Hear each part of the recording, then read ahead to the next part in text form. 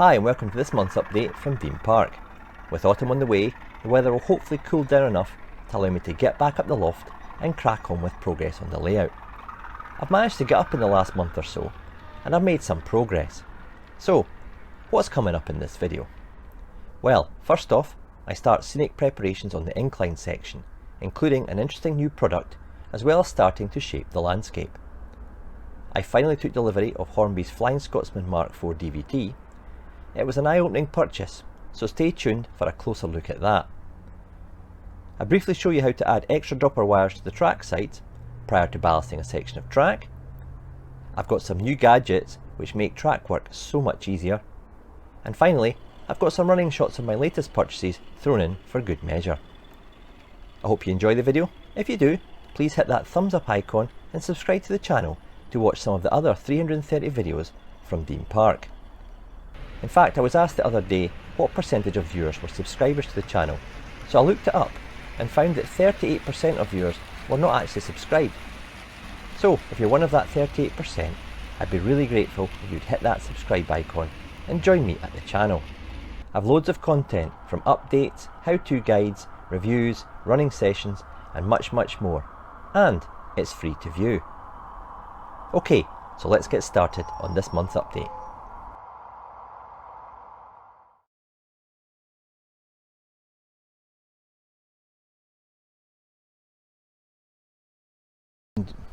Since my last update, what I've been doing is securing these ply risers in position, screwed from the top and indeed from underneath the baseboard.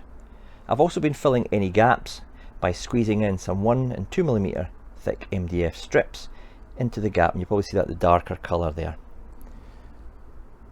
However, what I've got is I've got some little gaps along the way where maybe the foam has been damaged and just any little cracks that were too small for MDF. These have got to be filled. For that, I'm going to use some Woodland Scenic's foam putty. The code for that is ST1447. I've not used it before, but it tells you it'll fill cracks, it'll sculpt and carve, and it'll sand smooth. And being of a kind of foam compound, it'll adhere itself to the cork and the foam risers underneath the track there.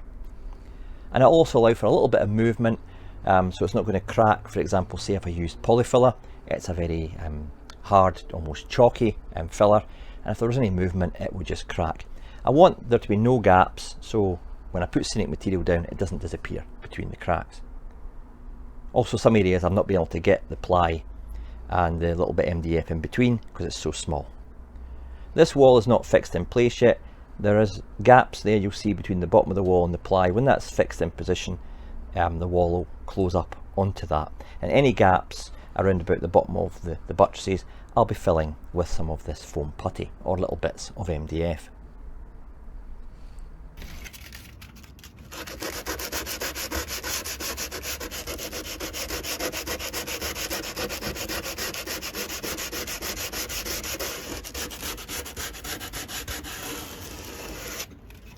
The foam putty comes ready mixed, and it's got a kind of weird texture to it. It's kind of like very soft marshmallow or Play-Doh, and a mix between that and a Angel Delight dessert. It does say that if it is a bit dry for you, you can add some water and mix it to the the level of consistency that you need. However, I'm just going to use it straight out of the tub.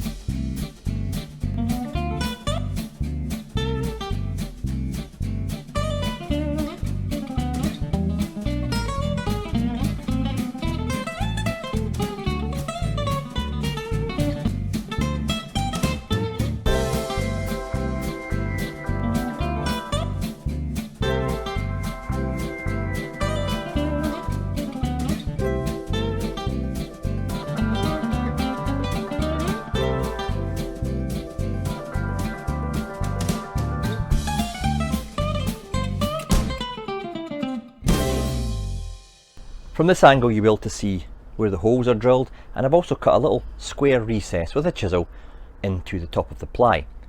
The reason I did that was if I just drilled a hole vertically, the mast would be inclined to tilt to follow the angle of the incline, which you don't want. Obviously you want it to be vertical. So what I did was I invested in a single peco OHLE mast, and I've cut myself some small bases which will sit in the recess horizontally, so they're not sitting at the same angle as the slope.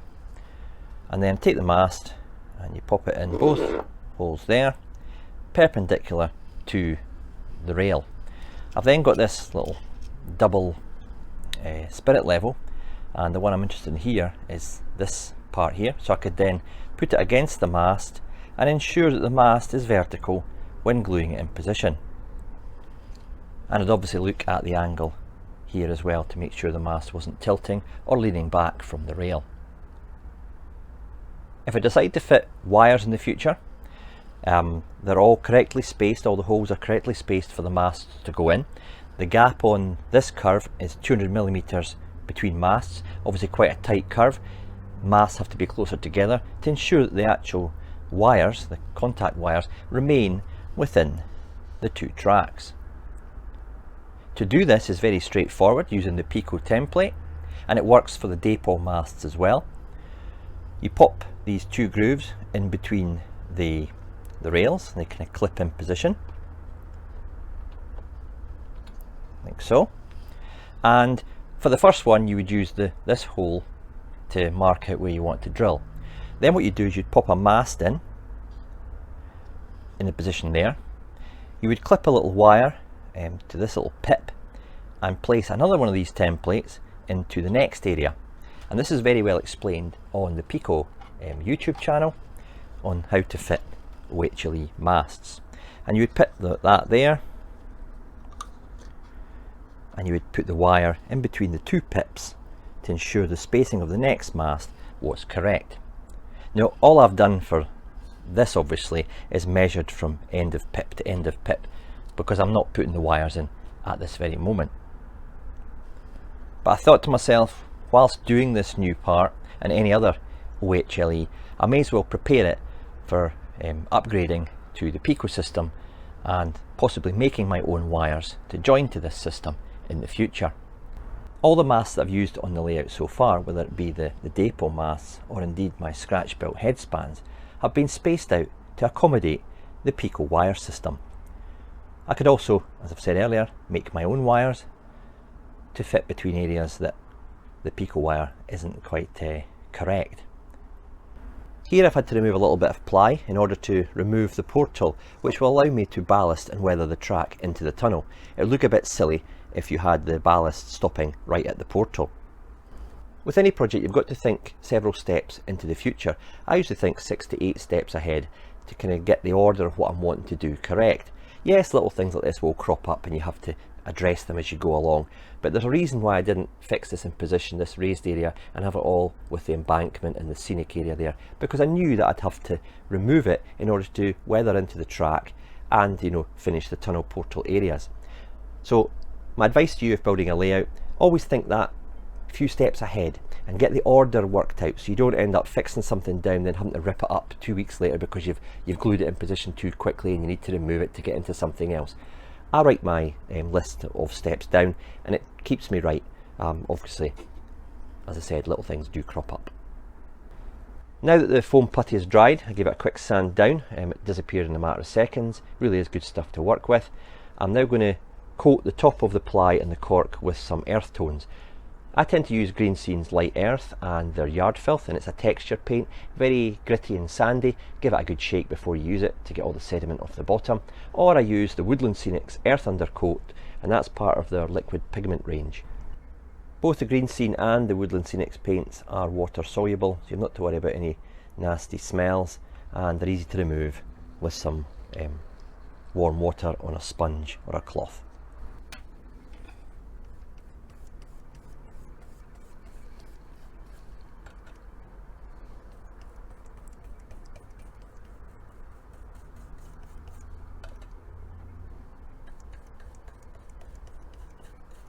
You might find with the Woodland Scenics you need 2 coats, but a full coverage isn't actually necessary.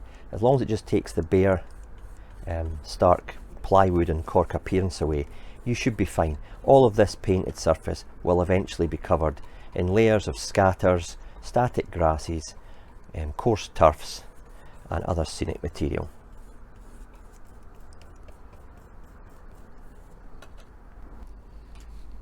That's the right side here, done in the Woodland Scenics pigment. It's a kind of a mustardy brown, but for the purpose of the video I'm going to do this side in some textured paint, yard filth, and I've given this a good shake before opening. This goes on thicker. You'll definitely need 1 coat for this, but you've got to work it in because it is very gritty. But it does leave a really good finish. This could be your top coat, you know, in yards and depots or any really scenic situation. This could be your top coat because it does give the impression of, you know, dried muck and mud basically.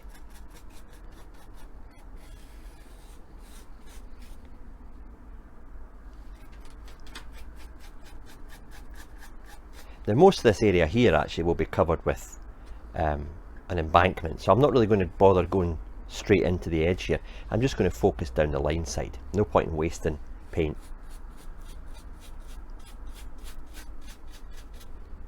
Just to get all those white lines away that you've left with your filler. I really like this paint. I've used it since day one. Can't rate it highly enough. It's now time for me to start shaping the embankment here, and what I've done is I've laid bits of paper down and taped them together, and I've creased them along the curve of the risers, the foam risers there. And all I'm going to do is I'm going to take a pencil and roughly draw a line along the crease, and then vertically down from the edge of the wood, roughly,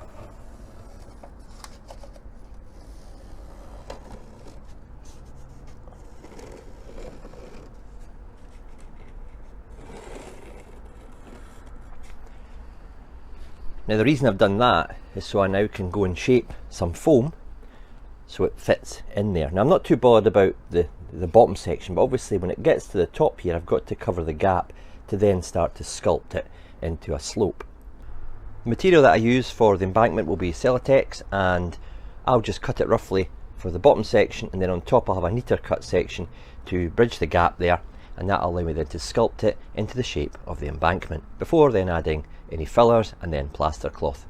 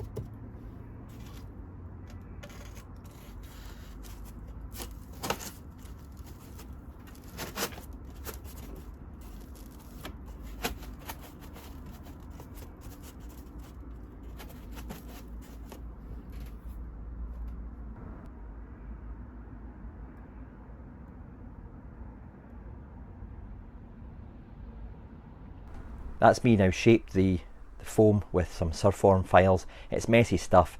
I marked it out as I showed you in the previous clip with the pencil. I went outside and made a mess there and then brought it in here, and I've just test fitted it, and I'm pretty pleased with how it's looking so far. It's not the finished article, obviously. What I'm really looking for is a gentle embankment, because as it goes round the corner and the track rises to the same level as the upper main, it almost becomes a flat embankment. I'm looking for almost a flat section here before it gradually goes up. I don't want the embankment going straight to the edge here, because it'll look kind of odd with this flat area at the right hand side. So a gradual climb from a flat up to the upper main is what I'm looking for here. As the embankment continues behind the camera and down the incline, it'll obviously get a little bit steeper. As you can see, as it goes around the corner, it almost becomes a very gentle slope until it gets flat at the top, where both tracks become the same level. It's starting to take shape now. I'm visualising it in my head as to what I want, and in the next video I'll be looking at using plaster cloth, foam filler, sculpt to mould to get all of this embankment embedded into place, and then work on the next embankment at the other side of the rail at the far corner of your shot. I'm now happy with the position of these support blocks underneath. It's not crucial where they sit as long as they support this bit of foam on top, which in itself is very sturdy. It's not going to flex or break. What I've done is I've removed the silver foil from the bottom of each of the blocks to have the bare foam. All I do now is I use this foam tack glue from Woodland Scenics. You can use it in two ways. You can spread it on one surface and then press it in place immediately, or for permanent instant adhesion you can coat both surfaces in this, leave it for a little while until it goes clear, and then place it in position, almost like a contact adhesive. I'm just going to apply it to the bottom of the foam, position it. It gives me plenty of work time to position things that I need, and then I just leave it to dry. Maybe put a little weight on it just to help the adhesion to the surface below.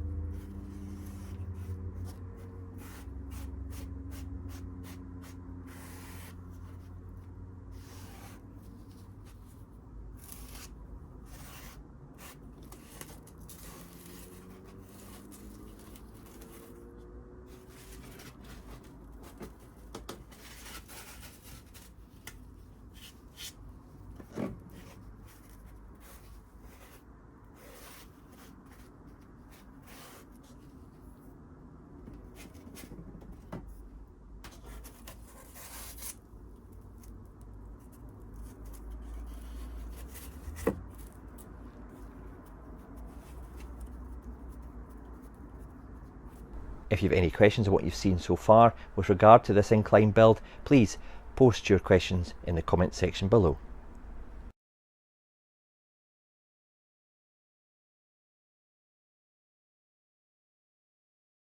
Welcome to the next in the series of Dean Park Rapid Reviews. These quick glance videos will briefly cover a new model that's arrived at Dean Park, showcasing areas that I highlight and want to share with you. These reviews will allow me to share a product with you much sooner than having to spend weeks doing in-depth research of the vehicle. That way you might be able to grab one for yourself before they sell out. Okay, the model up for rapid review today is Hornby's Mark IV driving van trailer in attractive LNER Flying Scotsman livery. This model is part of the new tooling of Mark IV vehicles released by Hornby last year, and features some noticeable upgrades over the original 1989 tooling of this DVT. Hornby have really captured the shape and proportions of this new vehicle, and in most areas it's better than its predecessor. The shape of the nose and lower valance look good, even though most of the detail here is moulded. The light clusters and grille are separately fitted, along with the correct wiper blades for this vehicle.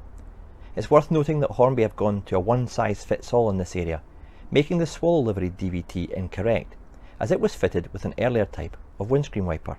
However, as I've said, it's correct for this LNER version.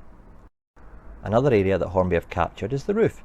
it correctly has the matching style of roof ribs found on all of the Mark IV coaching stock.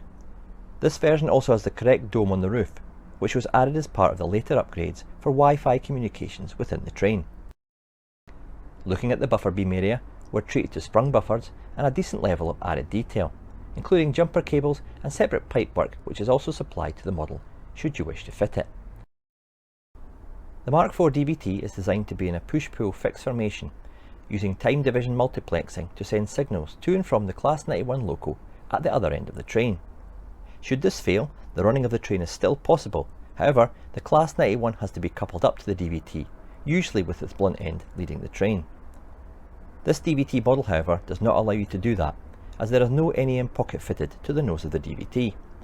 This is a disappointing omission, as it would have allowed modelers to recreate a situation occasionally witnessed on the real trains. Hornby went to the trouble of fitting the excellent Class 91 with a nose coupler, which if replicated on the DVT, would have allowed this operation to be modelled. Staying around the nose end, and we have a rather basic and unsightly 3-hole pattern where the horn is situated. It's picked out in black, but this black doesn't extend into the holes. Instead, we're greeted by red plastic. It's not a good look. The horn configuration is also inaccurate for the earlier versions of the DVT. It's starting to feel a bit of a budget model, which is a shame, as it does look very good overall. The one-piece bogies capture the look of the Mark IV vehicle, which in the real world are fitted with air brakes.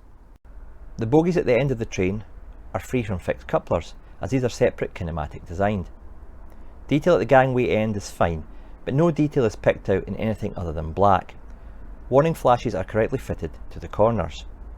The LNER livery is painted on, and this is nicely replicated, and having looked at the DVT up against the LNER Mark IV coaches, this fiery red is a decent match. Hornby used multiple factories for producing the 91 Mark IV coaches and DVT, which seems crazy, as this leads to livery differences between the vehicles. The Scotsman's vinyls applied to the real vehicle have been recreated by Hornby using a water slide style transfer, and this allows the subtle flow between the reds into the purples and the saltire, and it's been nicely recreated. However, it's not without its issues. Firstly, we have the sudden stop of the red transfer before it goes into the painted LNER red. This sticks out a little bit too much. It was present on the Hornby Class 91 as well, but it was more subtle on that model. However, then we've got carrier film overlapping the side windows and around the cab, and if you look closely, it's on the grills too. On some examples I've seen, there's also creasing of the decal, especially around the transition from the cab sides to the light cluster area. Here too we've got a flaw, with the red decal overlapping the silver light cluster covers. Even the model used on the Hornby website has these issues. I've looked at a lot of models, and I would not class one of them as perfect. However, an area that really highlights the limitations of using decals is down the side of the cab windows. The decal is correctly designed to fold around the A-pillars down the side of the windows. However, in many cases these are not adhered on the models, and at the bottom where it meets the yellow panel along the bottom of the window, you can see that the decal is not formed, and in some cases there's even a gap between the model and the decal. This isn't good enough for an asking price of £85. The factory would have been better applying the decal and then fixing on the yellow panel. This would have allowed it to fit more closely to the body. I suppose you can cut this non-adhering decal away, but watch other parts of the decal, which are more noticeable, don't flake off as well. At least on this version we don't have the ghastly dents and flat spots at the corners of the cab roof, as plagued the original LNER livery DVT last year. You might, from listening to me, think I dislike this model, but I actually think it's a decent product. But it feels like it's been done on a budget, and it's obvious there's been some cost-cutting corners. While the Scotsman livery looks excellent while in the layout, close up it just feels a bit ill thought out, and in 2023 there has to be a better solution than using transfers. My main concern over the use of these transfers is durability. If they're done correctly, it's totally fine, but just handle this model with care. If you're on the East Coast LNER, the Scotsman train is a must for you, so on that basis you'll need this DVT. But is it one of Hornby's finest? In a word, no, and certainly not at £85. So on that basis I'll give the model a 2.5 out of 5 rating.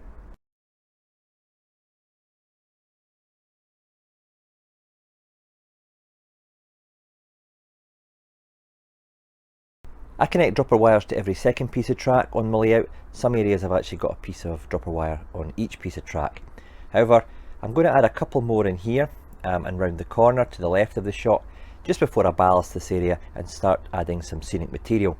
It's not that I've got too few on this area, it's just that this particular piece of track has only got one at the opposite end, which is soldered to the bottom of the fish plates.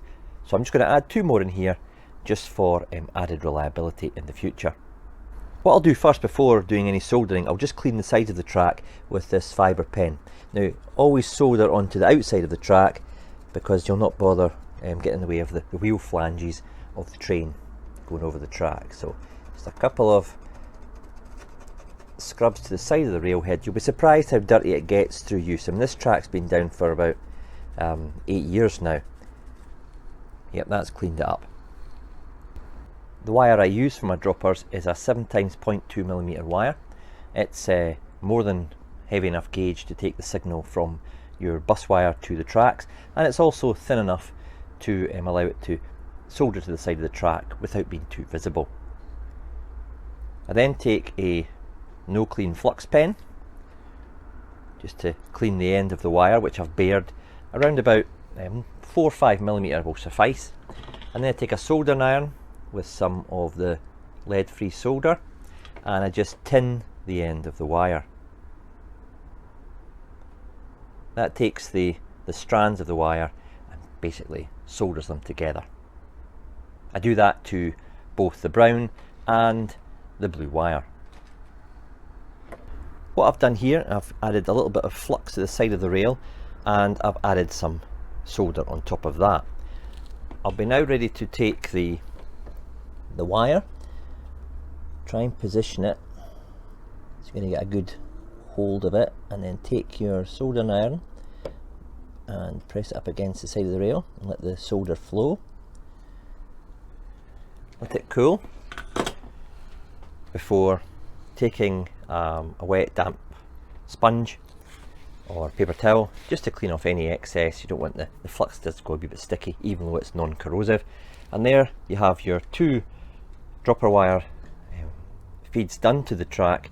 You now drill 2 small holes down through the baseboard and onto the bus wire below. It's that simple.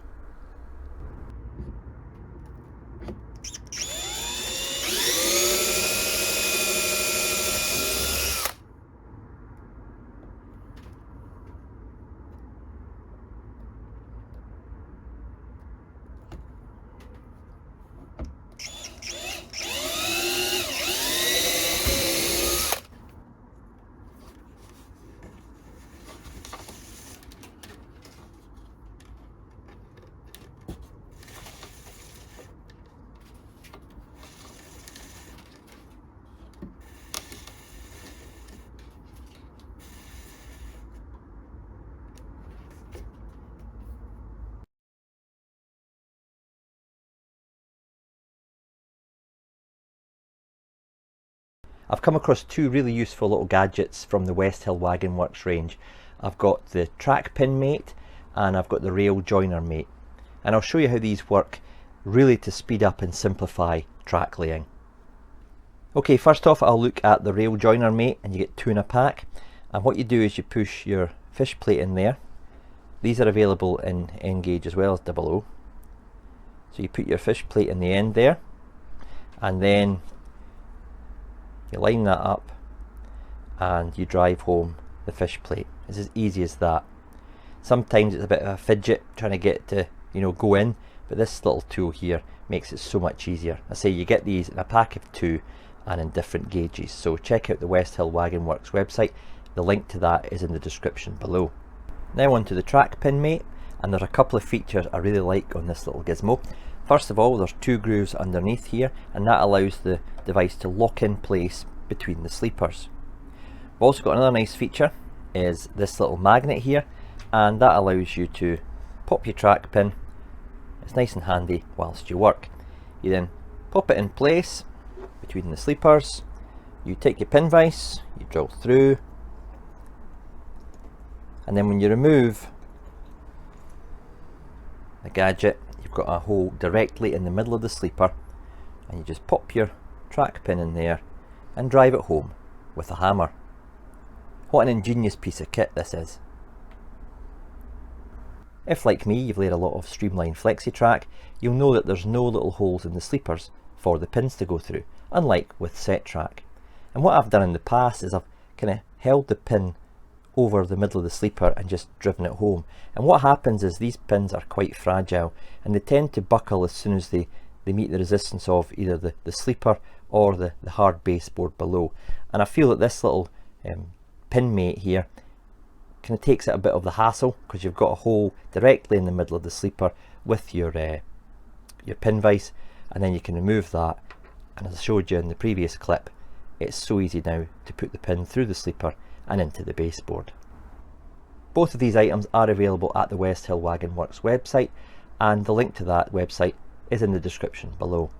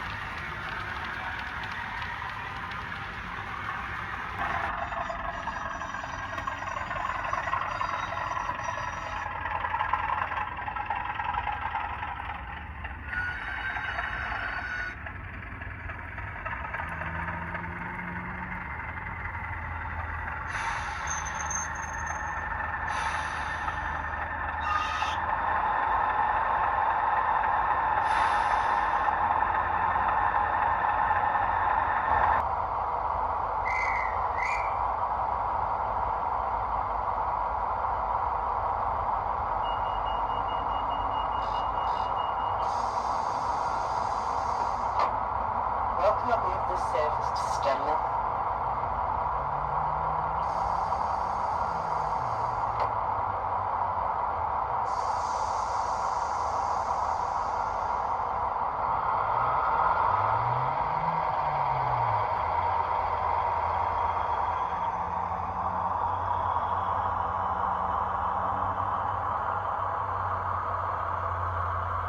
Well, that's all I've got in this video. I hope you enjoyed watching. I'm already beavering away on other tasks, which I'll bring you in the next update, which among other things includes significant upgrades to the station area. In the meantime, thanks for watching, enjoy your modelling, and cheers for now.